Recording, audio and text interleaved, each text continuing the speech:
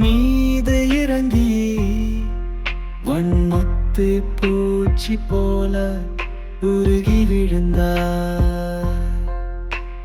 பட்டும் தான் படாமா நீ பட்டு சென்றது, உனது புன்னகையில் பட்டாம்பூச்சி பறந்தது.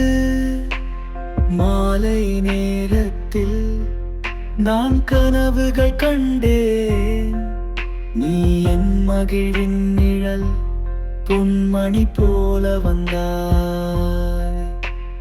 மீண்டும் மீண்டும் பார்க்க அதை மறக்க முடியாது, உன் அழகை சொல்ல வார்த்தைகள் போதாது.